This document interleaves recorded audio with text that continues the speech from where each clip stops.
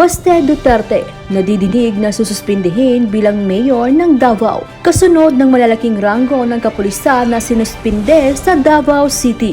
Ang mga ulat tungkol sa pagsususpinde ni na Davao City Mayor Baste Duterte at Vice Mayor J. Melchor Kitain Jr.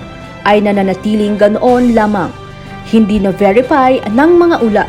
Kumakalat sa online nitong Biyernes ang mga chismis na sususpindihin sina Mayor Sebastian Baste Duterte at Vice Mayor J. Melchor Kitain, kaugnay ng kampanya ng Davao City laban sa ipinagbabawal na gamot. Sabi ni Ma'am Beverly, pag sinuspindi nila si Mayor Baste, maglalagay naman sila ng puppet nila sa pangungurakot.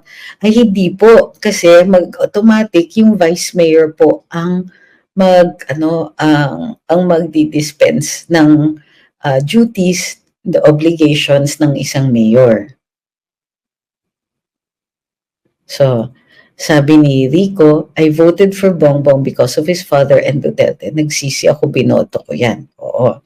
Now, the other thing that nakikita kong kumakalat sa inyo ay paano yan? They have all the power and we don't.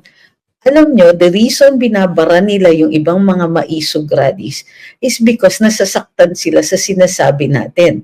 Which means may power tayo. Our words have power. So bakit kayo nadidepress? Hinaharang nila yung maisog rally. Excuse me, the fact na hinaharang nila yon means that we are succeeding. Kasi nasasaktan sila, natatakot sila, and they can only resort into extrajudicial and extra-legal measures to prevent us from talking. And it's important for us to talk because we know nagkakaroon ng epekto. Sabi ni Madam Ellie, ano daw po kaso nila? Sorry, late. Okay, the last time kasi na sumulat ang DILG is for disturbing and, for, yikes, disturbing and vulgar statements. Pero nagpadala siya, he was being reprimanded.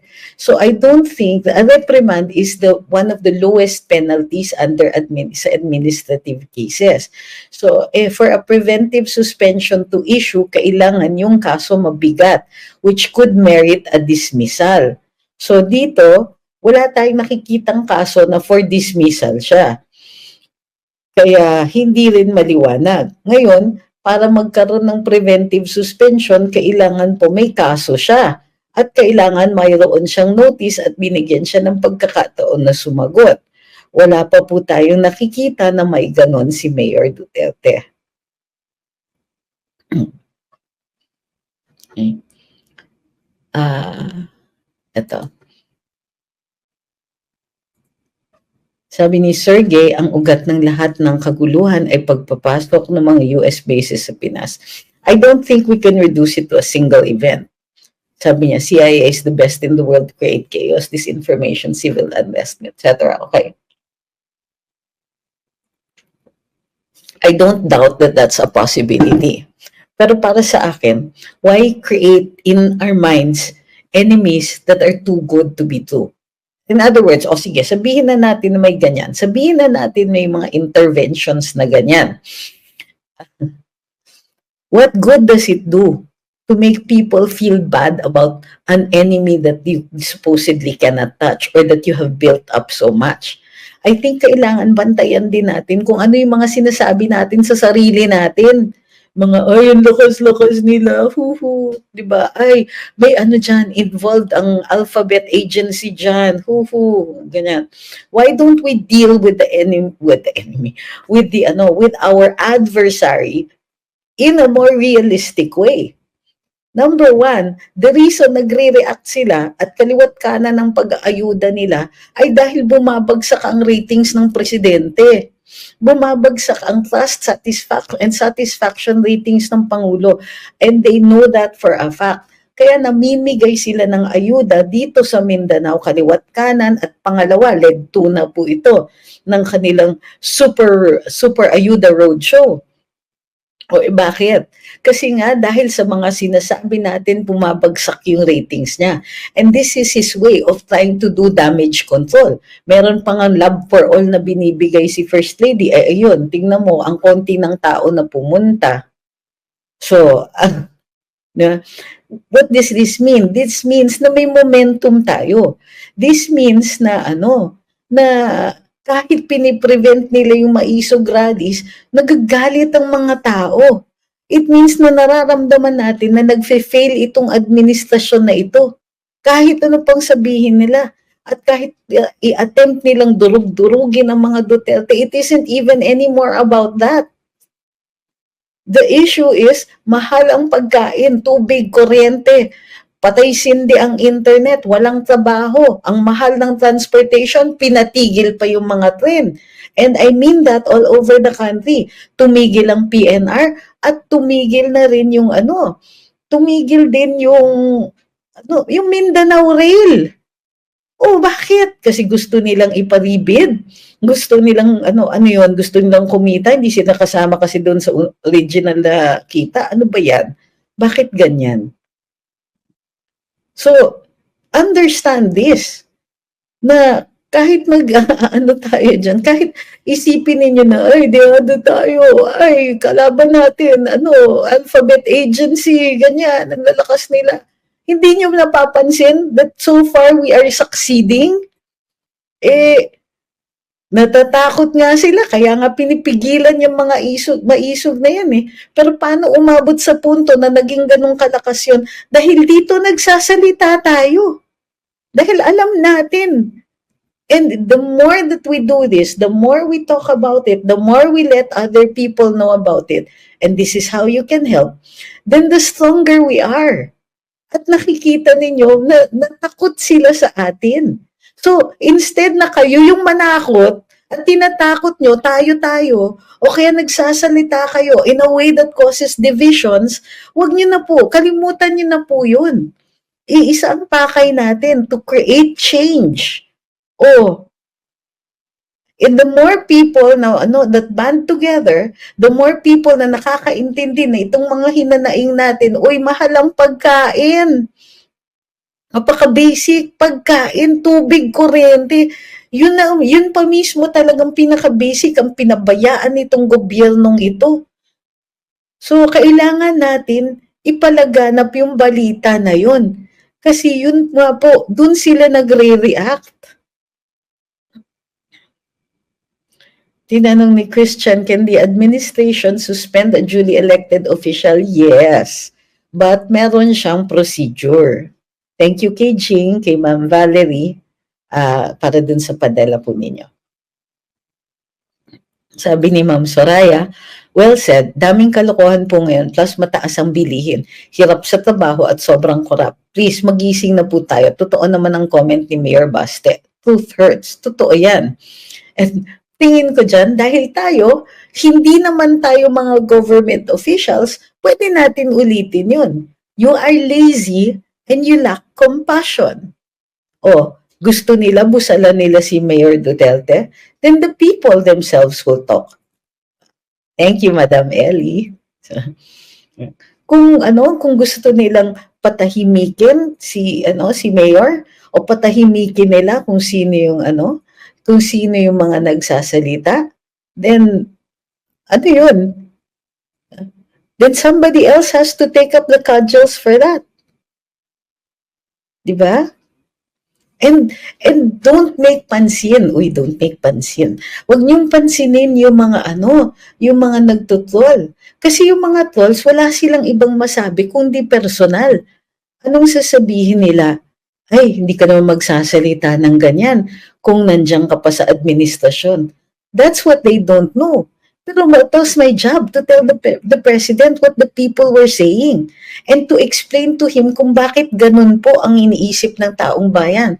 So BS yan yung sinasabi ninyo, hindi ka magsasalita kung nandiyan ka pa. Unang-una, I would because that was my job. But if it wasn't my job, Eh, bakit ako magsasalita? Bawal naman po talaga pag nasa gobyerno ka na magsalita ka laban dun sa gobyerno. Unless you have to tell the president this is what's happening. So huwag po kayong mag-indulge sa mga ganyang illogical statements. So, sa totoo lang, I feel bad for you.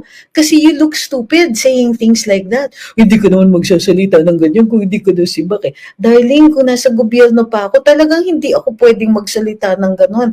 Stop imagining things.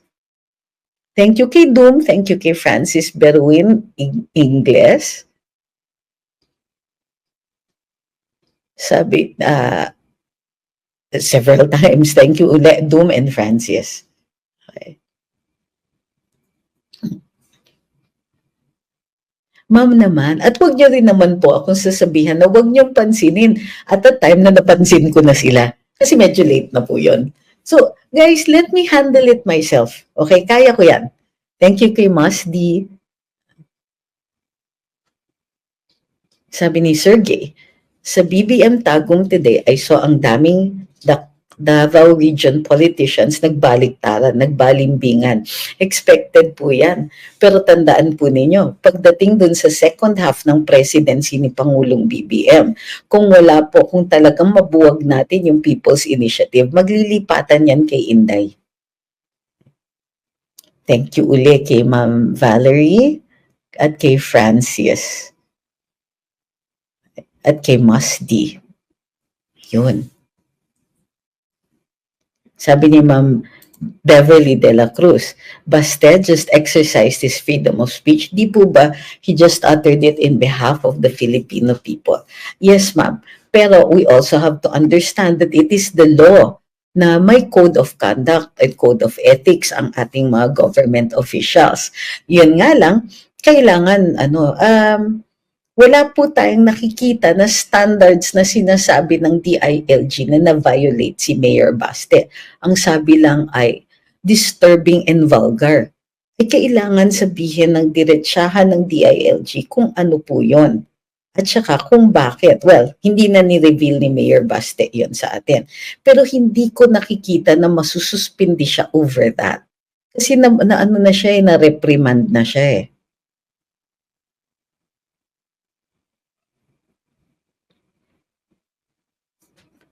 Sabi ni Ma'am Binibining Pilipinas, find the common denominator, heal our national interest, find friends in foes, resist the common enemy. Have a good evening. Good to hear and see you today. Uy, magandang gabi din po, ma'am.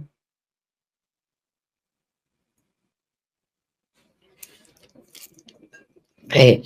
Wala daw nga violates the dignity of the office. Sabi ni Sir, ang tanong sila ba may dignity pa? Ang kakapal ng mga mukha. Gets ko yung ano ninyo. Kasi, di ba, may Caesar's wife doctrine din tayo. Sinasabi na not only should our officials be above reproach, but they should look that way also. And pati those associated with that person. Thank you kay Francis uli, kay Arman, kay Queenie Ignacio, kay Arman uli. Thank you very much. Okay. Ayan. So, and also take it as a good sign pag dinadagsa po tayo ng mga trolls. Kasi po, yan po ay isang defense mechanism ng administrasyon. Magpapadala sila ng mga trolls to try to attack you and to distract you from what you are saying. So, gusto nila, saktan tayo, pero you can ignore that. Para sa bayan po ito. Besides, what do we care about nameless and faceless people na they're not even brave enough to show their faces or give their true names? So, yung mga ganyan, wag po na ignore that and continue to discourse publicly about itong mga issues natin. Thank you kay Bench McNabs. Sabi ni Lorcelli, sana magsalita na si VP Sara, hindi na biro kung sususpindin si Mayor Baste. But right now kasi, Right now kasi it's yung balita nga ay siya po ay sususpindihin. Pero kumbaga the reason we're discussing this is so that alam natin yung konteksto ng mga yan. So as far as we can see, wala pa pong kaso. So if they try to preventively suspend him, kulang yon sa proseso. At yun na nga yung napapansin natin dito sa administrasyon na ito, parating nagkukulang sa due process. So kailangan po natin bantayan yan. And we have to speak out for Mayor Baste. Because if they suspend him, tapos it lacks due process, yung kanyang suspension, then that can be done to any person. We have to protect the process because the process protects the innocence. The innocents. Okay? O mga trolls, bago kayo magpatuloy, like, share, follow, and subscribe muna. Tatambay na rin lang kayo dito para manggulo. Huwag pong kakalimutan ninyo, mag-heart naman kayo. Sabi ni Ma'am Lisbeth, ang taong kayang mag-traidor sa taong walang nakita o nakikita ang karamihan ng mamamayan na ginawa at ginagawang masama sa bayan. Bagkus ay tumulong sa isang pamilyang sobra sa dekada ng inayawan ng bayan, ay tiyak na kayang mag-traidor sa bayan at mamamayan. Hindi lang ang pamilyang Duterte ang kaya nilang traidorin. I get that, ma'am. I understand what you're saying. Pero like I said, ingat rin tayo that we don't throw the baby out with the bathwater.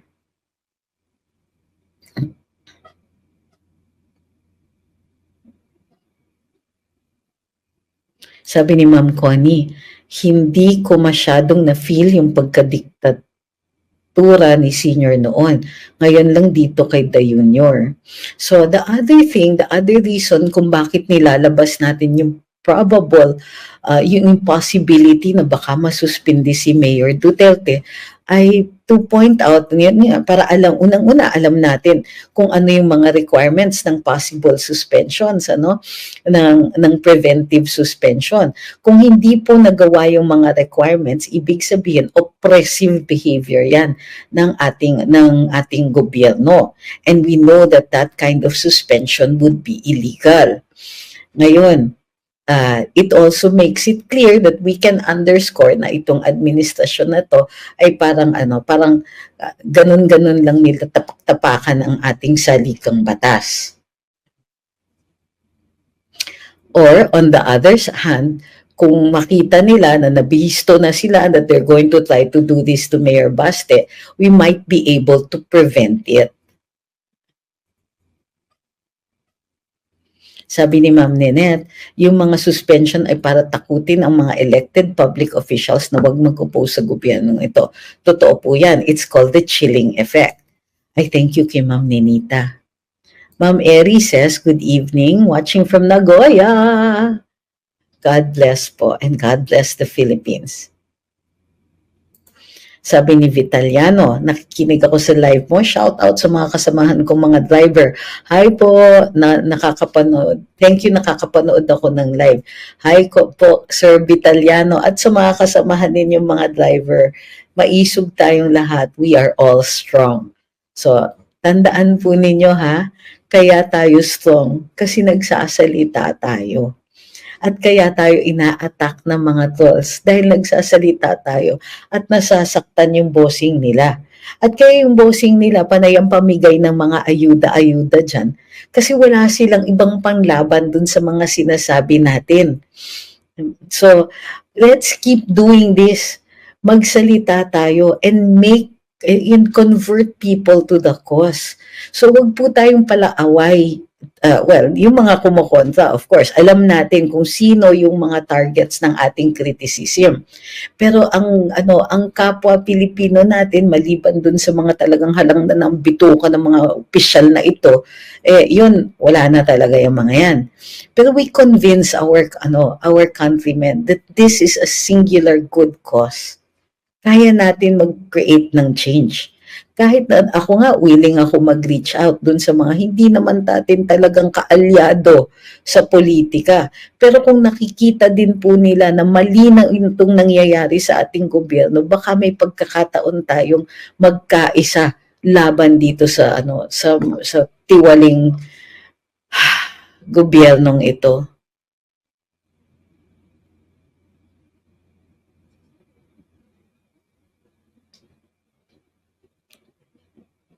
Sabi ni Orange, bakit naman sususpindin, elected siya ng tao? Kayo naman po, nasususpind talaga. Kaya nga si Mayor Hubahib, si Mayor Rama, si Madam Ba, sa